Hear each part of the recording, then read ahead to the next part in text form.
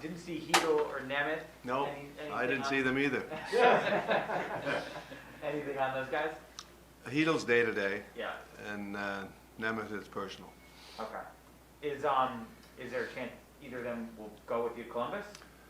There's a chance. Nemeth isn't coming. Okay. I know you're always one, the next game, but do you look at these next 4 as a set where you want to go into the break?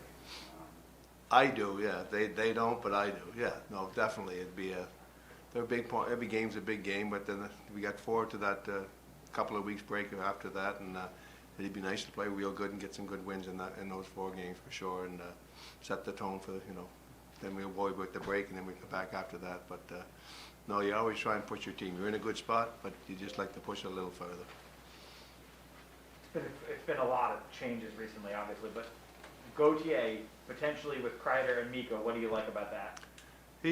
When he plays his game, it's a lot of speed, drives the net. He scored a goal the other night, and around the blue paint. So, again, we mix and match in lines because of different reasons, injuries, COVID, whatever. But every team does the same, and want to give him an opportunity.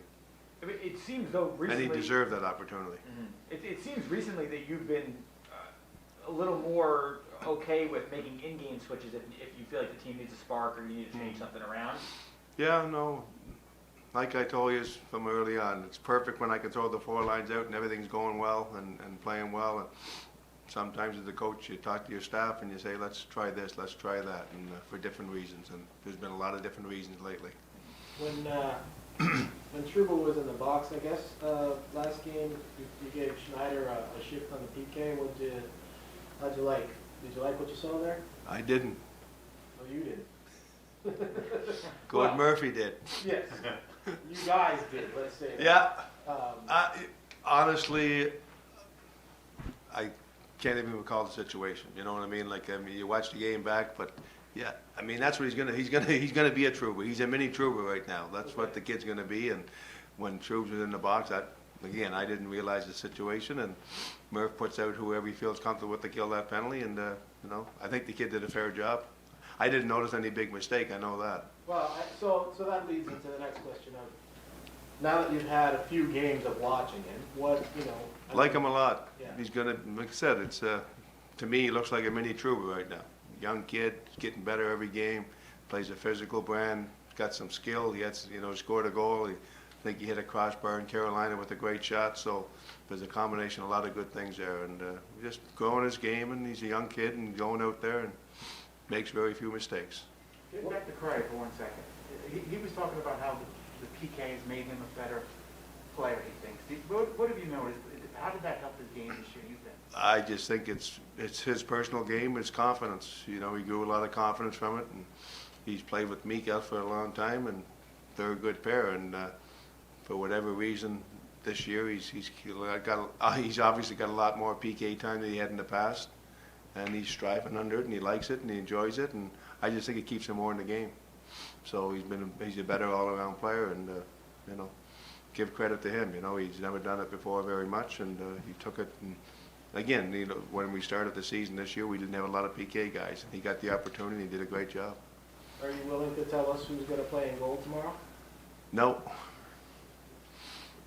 Lafreniere ends up executing for you guys in the shootout, but he didn't play a lot in the third period. I know he took the penalty. Was there any reason behind? No reason for him. It was reason for our team because the game before that we went to 3 lines and we did real well, and we weren't generating a lot, and we were losing 2-1. So I wanted to go back to that 3 lines and get our top players out a little bit more. So it was sort of rotating the third and the fourth line again a little bit. So it was nothing that he done wrong.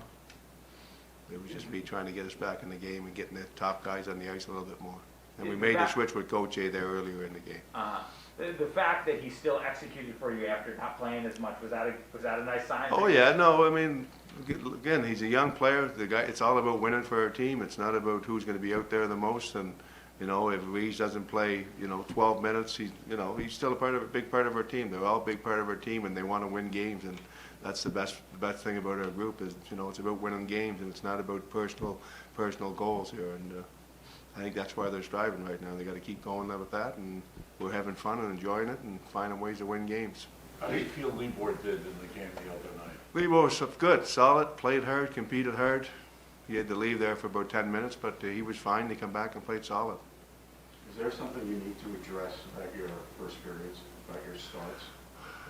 I mean, I know sometimes you no. go 5-6 minutes and then Yeah, no, Larry, we talked about it for the last 4 games. I mean, you know, it was an issue for 2 games, and we talked about it, and I want to forget about it, so maybe they don't think about it. But, you know, as coaches, you always say, let's have a good start. We're at home, let's, you know, it doesn't matter where you're at, but you want to have a good start. And it hasn't been a problem all year long. It's been a problem over the last 4 or 5, I agree, and hopefully we'll get up to a better one tomorrow.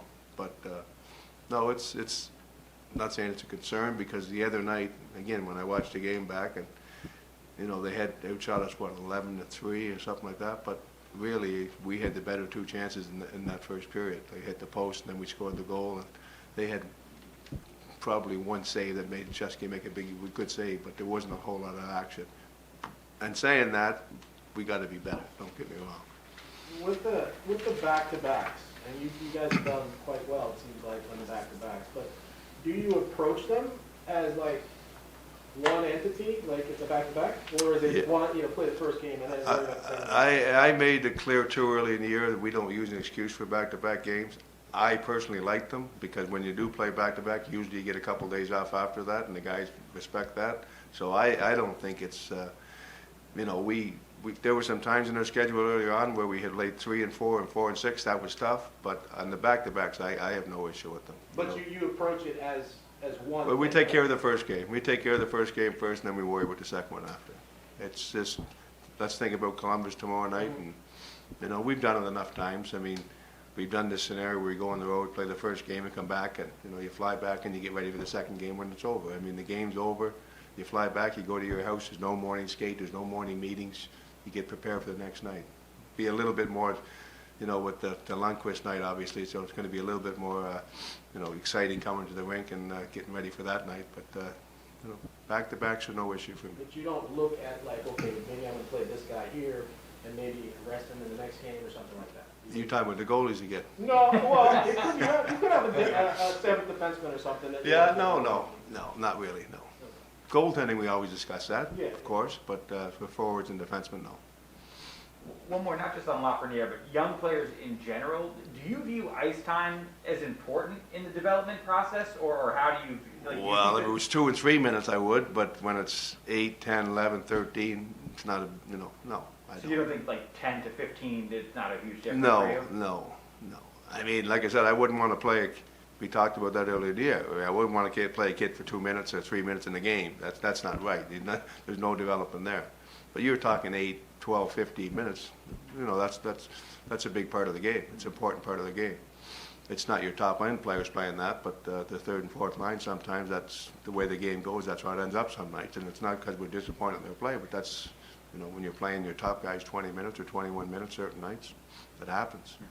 What does Gauthier have to do to be that guy? You know, that first line guy that he's going to that?